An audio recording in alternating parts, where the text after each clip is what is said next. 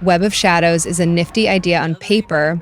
Rather than being based on a movie or specific comic book arc, Spider-Man Web of Shadows creates a completely unique tale set in the comic book world. During a rather routine battle with Venom, the symbiote we all know and love, fractures and part of it leaps to Spider-Man, once again endowing him with the black suit and all the strength and evilness that comes with it. The main portion of the goo sticks with Eddie Brock and the Venom Alliance, but it turns out that the suit is creating symbiote-spitting pods that are infecting the civilians of New York. Soon, the city is filled with folks who are scaling buildings, kicking ass, and trying to eat Spidey's brains. And basically freaks out as all hell breaks loose. Your job is to take Spider-Man from before the infection through the dark times and to one of several endings. At times, this journey can be an enjoyable ride. First off, swinging through the city is as fun as ever. Holding right trigger / button 1 will throw out a web and attach to a building in whatever direction you're pointing at, while tapping the web swing command casts out a web zip that allows Spidey to shoot through the air in a solitary direction. You can modify your swing to go faster, double jump in the air, run along building sides, and do just about everything else a spider can. All of these swing mechanics and wall crawling capers meld together with Web of Shadows' new combat system. By tapping left trigger / tab, you activate Spider-Man's Spider Sense, a device that highlights enemies and locks onto them. Once locked on, you can theoretically leap into the air, swing from your webs, and so on without fear of losing your man. I found that sometimes lock-on would let go of my target for seemingly no reason. But when this works, it's actually super helpful because Web of Shadows is big on linking together attacks in long combo chains. Up in the right corner, the game is actually tracking the number of hits you've pulled off in succession. Don't be surprised to see it pushing 100 more than a few times, and these ginormous combos are thanks to this lock-on system. See, if there's a group of bad guys, I lock on to one of them, take him out, and leap into the air. The lock-on system should jump to the next baddie. But if it doesn't, I can choose my next opponent. It might not sound like much, but Spider-Man's attacks can be pretty cool and devastating in Web of Shadows. As you play the game and pull off mandatory story missions and optional side quests, such as defeating a certain number of enemies, you're going to be awarded experience points.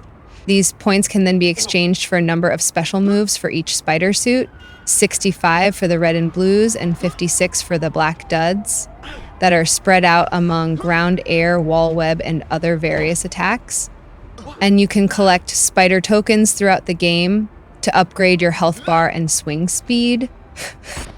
Now, most of these combat upgrades are just building on moves that are already established, such as adding in a final stomp to a punching combo, but some are pretty freaking cool and brutal. One of the symbiote combos has Spider-Man wail on the bad guys with his extremities a few times before unleashing a flurry of extended symbiote whips that lash out and toss the opponents into the air before slamming them back down and crushing their bodies.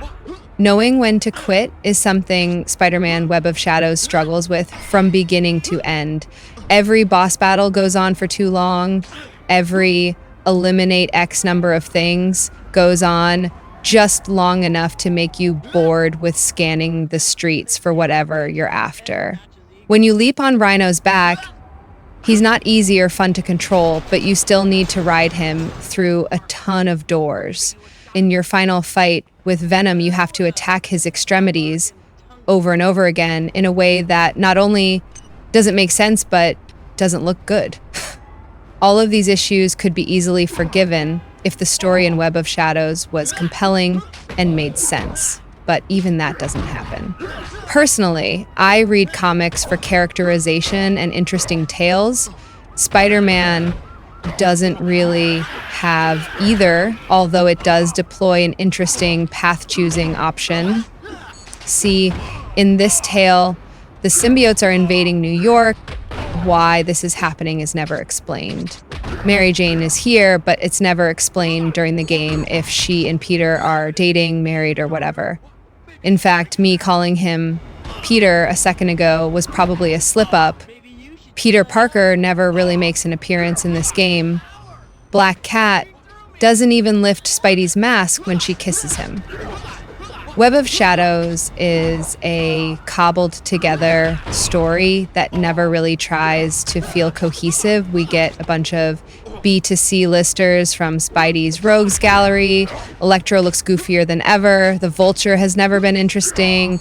And the Tinkerer is the only guy who can create a device to repel the symbiotes, who are tossed into a plot that doesn't make much sense. Even cooler characters such as Moon Knight and Black Cat are reduced to NPCs who stand there and give you the aforementioned number-based quests. True, these allies can be called into battle to help you once in a while via the direction buttons, but they just come in and punch. There's not much to it. Sadly, this iteration of Spider-Man's adventures are yet another visual and audio failure. Peter's got some cool freefall animations. The combat moves look good and the city can look cool in terms of scope, but there's also a lot of things that should not happen in a video game. The frame rate dropped a few times to a strobe-like effect. There's slowdown in cutscenes, and more than once, the camera will pull in tight on a character such as Luke Cage, and you'll see the white dots that make up his rendered scene. My final issue with this game is a major one. Not only do I not feel like Spider-Man when I play this game, thanks to a weak story and redundant controls, Spider-Man doesn't feel like Spider-Man.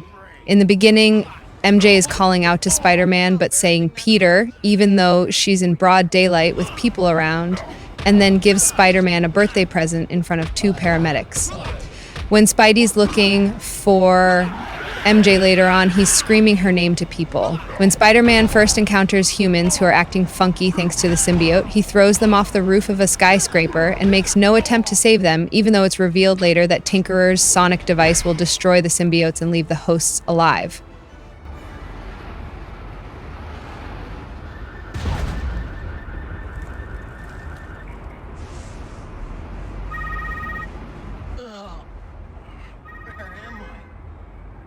Phone is ringing. Hey, I don't have a cell phone. Hello?